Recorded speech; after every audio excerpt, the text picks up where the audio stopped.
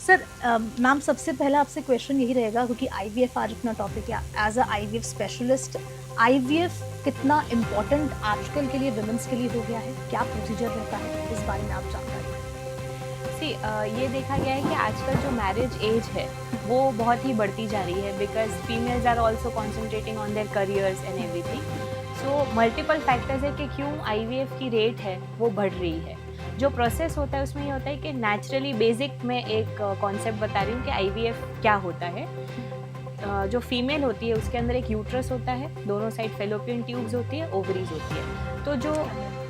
तो जो फर्टिलाइजेशन का प्रोसेस होता है जिसमें एग ओव्यूलेट होके ट्यूब में आता है, अगर हस्बैंड और वाइफ साथ रहे तो नीचे से स्पर्म्स भी जो होते हैं वो फेलोपियन ट्यूब्स में जाते हैं और फेलोपियन ट्यूब्स में ही दोनों का फर्टिलाइजेशन होके एक एम्ब्रियो बनता है। सो वो जो ट्यूब वाला काम है फर्टिलाइजेशन का, एक एग और एक स्पर्म मिलके एम्ब्रियो बनता है, वो हम आईवीएफ में काम लैब में करते हैं या टेस्ट ट्यूब में करते हैं जो पुराने टाइम में बोलते थे, एंड देन वो एम्ब्रियो बना के हम यूट्रस में ट्रांसफर कर लेते हैं। ये रहता है आईवीएफ का प्रोसेस। बिकॉज अभी इनफर्टिलिटी की रेट्स बहुत ही बढ़ रही है, that is why IVF has come into role अभी, and it has been proved as a miracle, क्योंकि सबको ही अपने जेनेटिक मटेरियल का बेबी चाहिए होता है। we want that our genes should be transmitted, and that is how IVF is. Ma'am, जो fertility rate है जिसका आपने भी जिक्र किया, क्योंकि आजकल मुझे ऐसा लगता है कि आईवीएफ बहुत ज़्यादा विमेंस प्रेफर करने लगी हैं। इसका रीज़न क्या है? क्योंकि अगर हम पीछे के डिकेड्स में जाएं, पिछले कुछ सालों में जाएं, तो विमेंस को इसकी नीड नहीं होती थी, जल्दी से वो कंसीव कर लेती थी। तो आजकल क्या लाइफस्टाइल है या फिर और भी कोई रीजंस हो सकते हैं?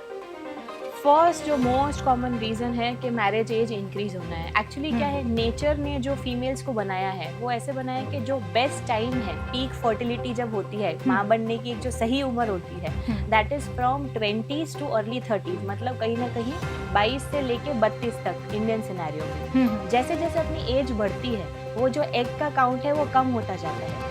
30 के बाद जो एग काउंट कम होने की स्पीड है वो ऑलमोस्ट डबल हो जाती है, एंड 35 के बाद क्वालिटी भी खराब हो जाती है। तो आजकल तो females they are more concentrating on careers.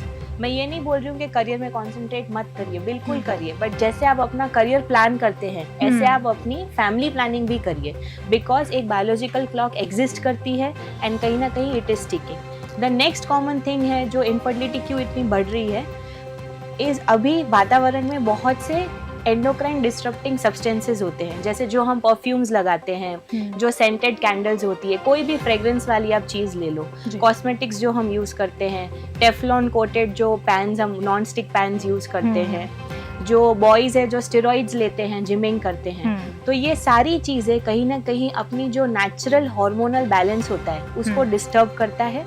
इसकी वजह से स्पर्म काउंट, एग काउंट सब कम हो रहा है, and this is the reason why infertility के रेट्स बढ़ रहे हैं एंड हेंस आईवीएफ की जरूरत पड़ रही है। और ये सबसे बड़ा मिथ, इसका भी डिस्कशन करना बहुत ज़रूरी है मैम, कि जिस तरह से फर्टिलिटी रेट की आपने बात की, आजकल जो मेल में भी फर्टिलिटी रेट है, जो स्पर्म काउंट है वो कम होता जा रहा है, लेकिन अक्सर हम ऐसे देखते हैं कि फीमेल्स को इस तरह से देखा जाता है कि मतलब दे कांट बिकम मदर। तो ऐसा क्यों? ये भी एक बहुत बड़ा रीज़न है। ये थोड़ा सा मिथ है कि अगर कोई कपल कंसीव नहीं कर पा रहा है then the female is the one who is blame, but ऐसा नहीं है।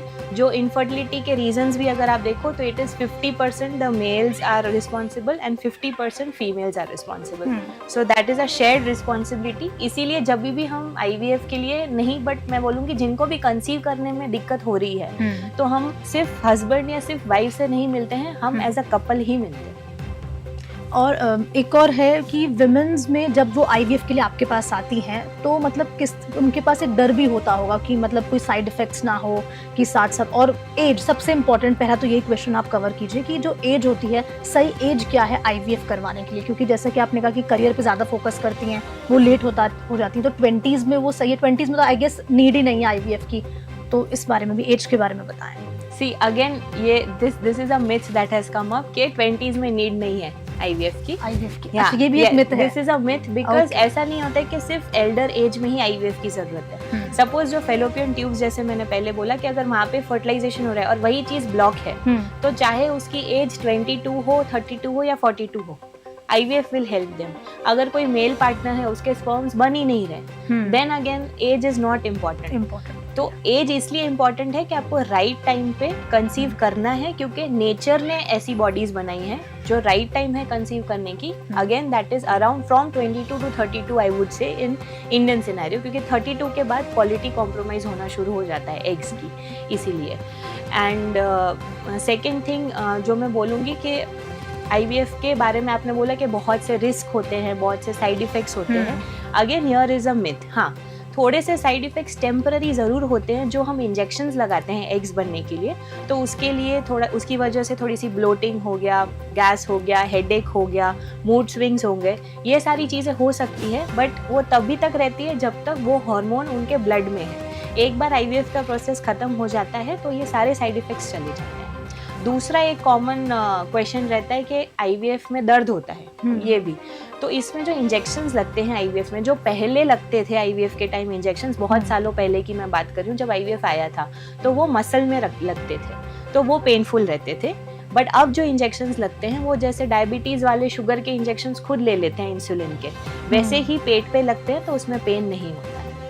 और जैसे जिस तरह से IVF की जो सक्सेस रेट की हम बात करते हैं, तो कई ऐसे केसेस आते होंगे, तो ये क्या श्योरिटी है? क्योंकि ये भी एक मेरे मन में भी एक क्वेश्चन था कि क्योंकि बहुत सी जब कपल आपके पास आते हैं तो उम्मीद के साथ आते हैं कि हाँ ये सक्सेसफुल होगा, इसके बारे में क्या कुछ कहना है, कितने केसेस सक्सेसफुल होते हैं या नहीं होते?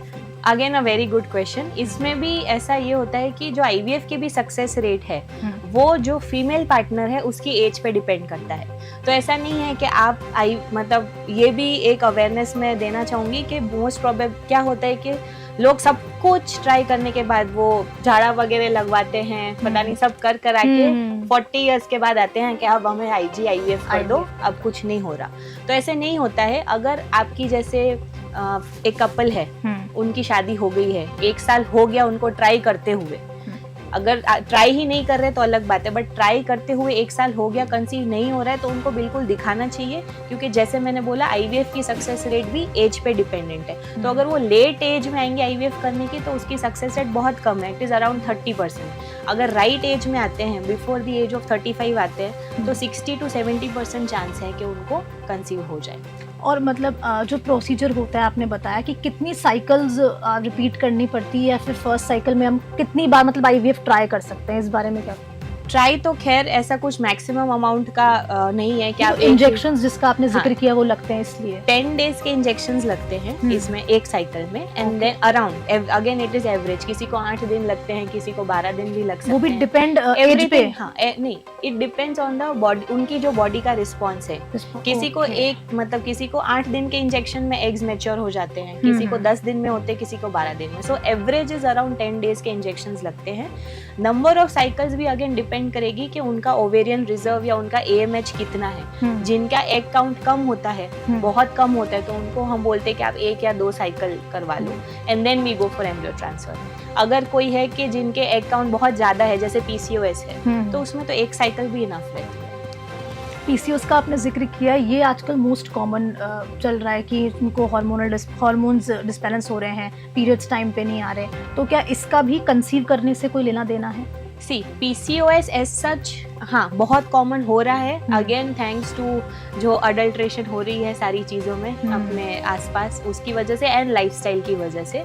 बट अगर किसी को PCOS है तो पहले तो मैं ये मिथ क्लियर कर दूं कि ज़रूरी नहीं है कि आपको IVF ही कराना पड़ेगा, या हाँ आपको PCOS में ये है कि लाइफस्टाइल बहुत इंपॉर्टेंट हो जाता है कंसीव करने के लिए। आपको रेगुलर एक्सरसाइज रखनी ही पड़ेगी, रेगुलर डाइट रखना ही पड़ेगा, क्योंकि PCOS में जो मेन प्रॉब्लम है वो ओव्यूलेशन का होता है। तो ओव्यूलेशन अगर किसी को नहीं हो रहा है तो हम उनको पहले सिंपल मेडिसिन तक ट्राई करवाते हैं, उससे नहीं होता है तो इंजेक्शन से ट्राई करवाते हैं, उससे नहीं होता है तो हम IUI होता है एक चीज़, वो ट्राई करते हैं, वो नहीं होता है देन IVF।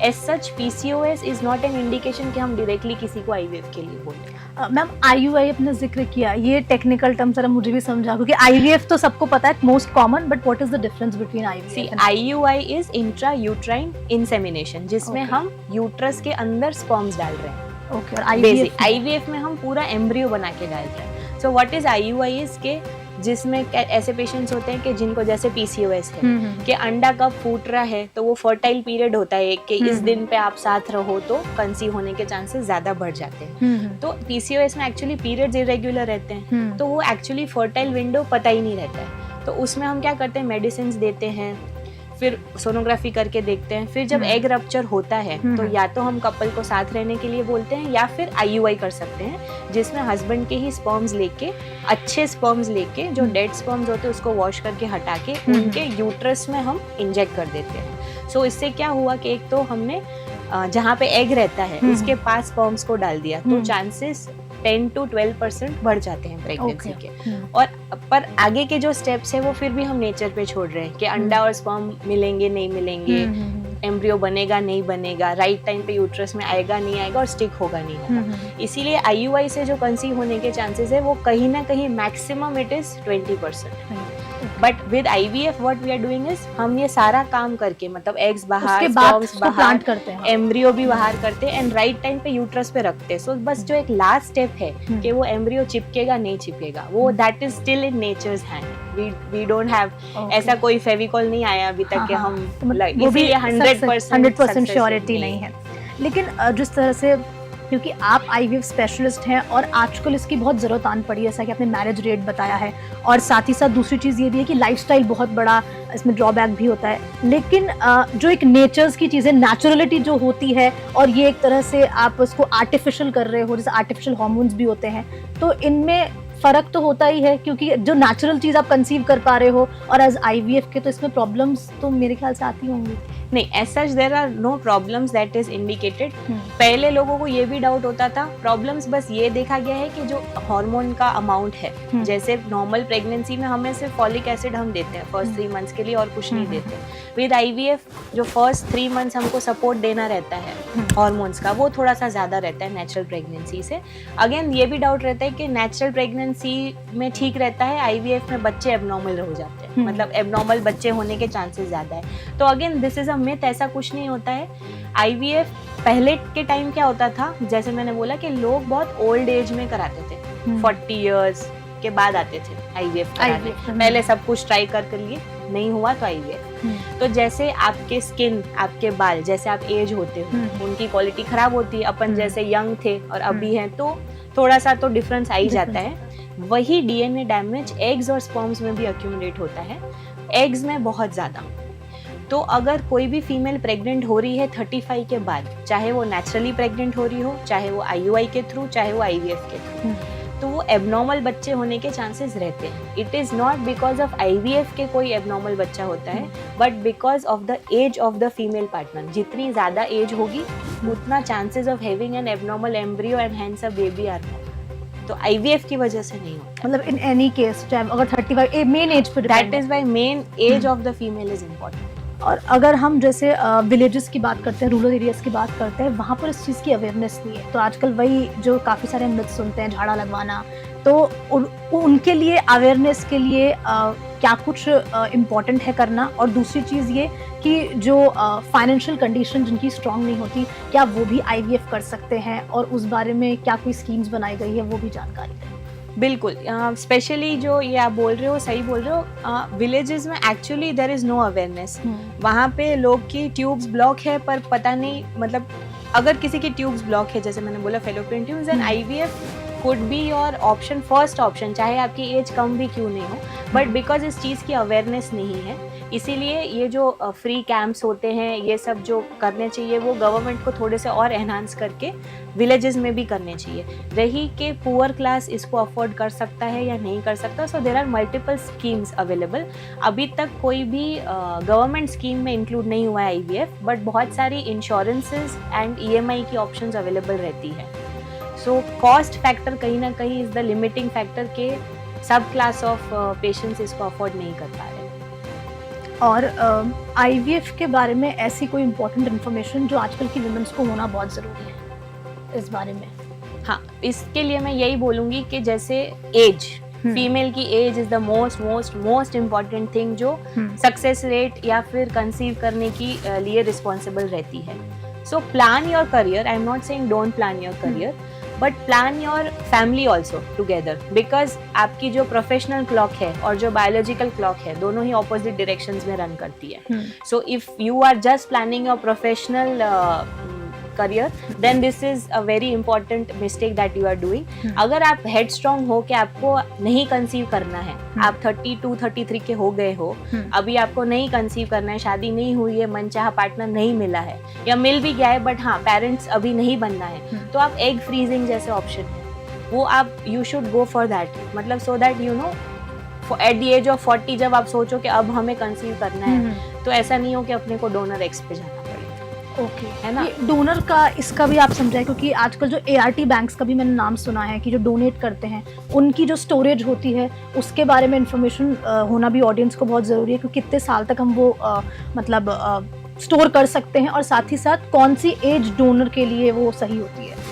सी डोनर एग्स मतलब एक तो दो चीज़ें होती है अलग अलग. सो जो डोनेट करते हैं उनको हम डोनर्स बोलते हैं और जो रिसीव करते हैं उनको हम रिसीविंग कपल. ठीक है. जो डोनर्स की एज है, जो जितने यंग डोनर्स होते हैं, so 21 to 35 years of age is the criteria जो डोनर एग्स की है. उससे ज़्यादा हम या उससे कम हम डोनर्स नहीं ले सकते हैं. एक डोनर लाइफ में एक ही बार डोनेट कर सकती है और हम एग्स फ्रीज नहीं करते हैं. हम क्या करते हैं, उनसे जब एग्स लेते हैं फॉर अ पर्टिकुलर कपल, एक डोनर जिनको भी डोनर एग्स के लिए चाहिए होता है, तो एक कपल के लिए वो एक ही डोनर सिलेक्ट होती है. तो उनके जो एम्ब्रियोज बनते हैं, मतलब एग और स्पर्म मिला के जो एम्ब्रियो बना उसको हम फ्रीज कर सकते हैं. एम्ब्रियोज को हम फ्रीज कर सकते हैं 10 years तक. अगर किसी कारण से कोई मेडिकल रीजन है या कुछ है जिसमें हम चाहे एग फ्रीज कर रहे हो, चाहे स्पर्म्स चाहे एम्ब्रियो, अगर 10 years से ज़्यादा फ्रीज करते हैं तो हमें परमिशंस की रिक्वायरमेंट रहती है.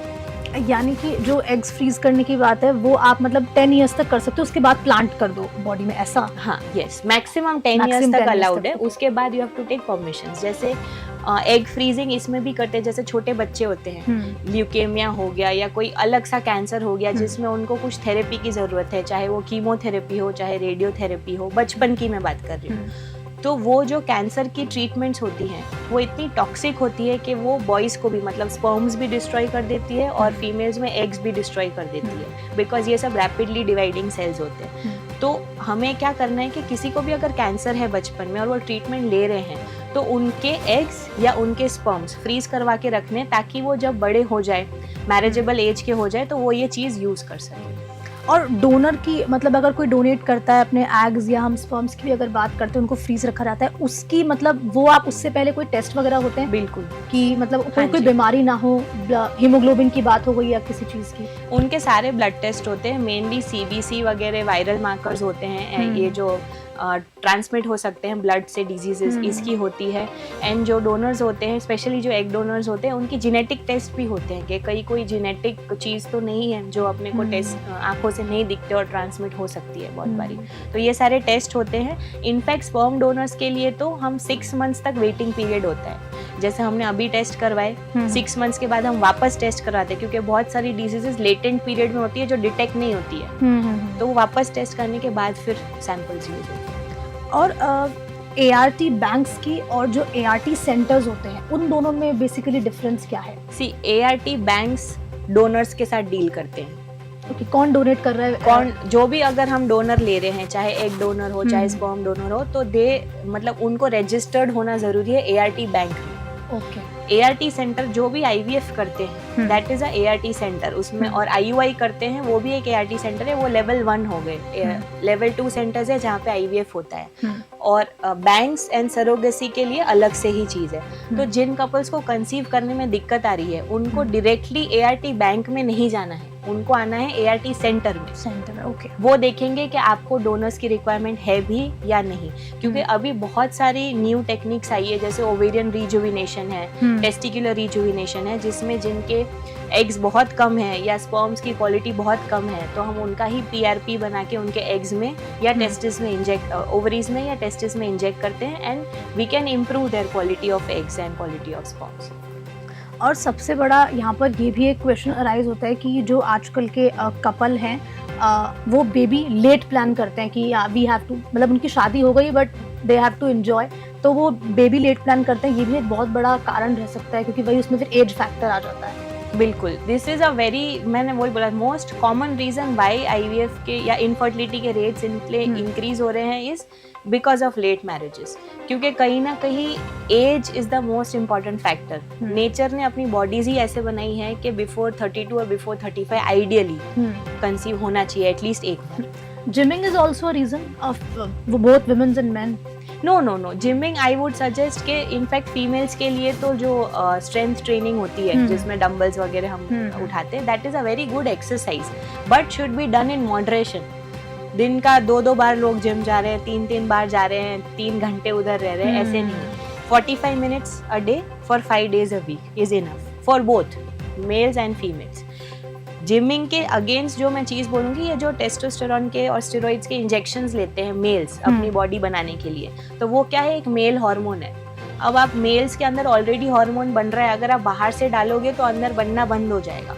सो जो बाल्डनेस होती है, जो एजोस्पर्मिया के केसेस हैं, तो सेक्सुअली कोई प्रॉब्लम नहीं आती है, रिलेशनशिप मेंटेन करने में प्रॉब्लम नहीं आती है, बट द प्रॉब्लम इज कि उनका स्पर्म्स जो प्रोडक्शन होता है वो डिक्रीज हो जाता है। तो मेल्स को खास मैं ये मैसेज देना चाहूँगी कि you do gymming, you do strength exercise, but don't take this steroid injections and testosterone injections. Okay, thank you so much ma'am IVF के बारे में इतनी इम्पोर्टेंट जानकारी देने के लिए। उम्मीद करती हूँ कि जो जितनी भी महिलाएं हैं जो माँ नहीं बन सकती और साथ ही साथ वो जो कंसीव नहीं कर पा रही हैं, और जो अवेयरनेस बहुत ज़्यादा इम्पॉर्टेंट, चाहे वो रूरल एरियाज़ हों चाहे वो अर्बन एरियाज़ में, क्योंकि मेट्रो सिटीज़ में ये चीज़ अवेयरनेस ये तो है, क्योंकि आईवीएफ काफ़ी लोग आते हैं, वो आईवीएफ कंडक्ट करते हैं और बहुत सारी टेक्निक्स भी आ गई है। एक पीजीटी टेक्निक के बारे में मैं पूछना चाहूँगी। पीजीटी इज ऐसी एक टेस्ट है जिसको हम प्रीनेटल टेस्ट बोलते हैं, जिसको आईवीएफ के थ्रू ही यूज किया जा सकता है। इसमें क्या करते हैं, जब हम एम्ब्रियो बनाते हैं, जैसे एग स्पर्म लिया, एम्ब्रियो बनाया, डे 5 तक वो एम्ब्रियो को ग्रो करते हैं और फिर उस एम्ब्रियो की बायोप्सी हम भेज सकते हैं। तो अगर ऐसे कोई कपल्स है जिनके फैमिली में कोई जेनेटिक डिजीज रन करती है, जो थोड़े से स्पेशल चिल्ड्रन होते हैं, जैसे फ्रेजाइल एक्स, सिस्टिक फाइब्रोसिस, बहुत सारे डिजीजेस हैं, तो ऐसी चीज़ों को हम पहले ही डिटेक्ट कर सकते हैं। या फिर अगर कोई कपल है जिनकी फीमेल की एज बहुत ही एडवांस्ड है, तो मैंने बोला कि because of the age factor abnormal embryo हो सकता है, तो हम उसको भी डिटेक्ट कर सकते हैं। वो बायोप्सी का रिजल्ट आने पे जो नॉर्मल एम्ब्रियो है हम वही ट्रांसफर करते हैं और एबनॉर्मल एम्ब्रियोज को डिस्कार्ड कर सकते हैं। तो अबॉर्शन की रिस्क, ये सारे डिजीजेस की रिस्क कम कर सकते हैं। Okay, thank you so much ma'am हमारे साथ जुड़ने के लिए और न्यूज़ 21 के स्टूडियो आने के लिए, और इस तरह की आईवीएफ के बारे में बहुत ही इंपॉर्टेंट इन्फॉर्मेशन ऑडियंस के साथ शेयर करने के लिए। Thank you.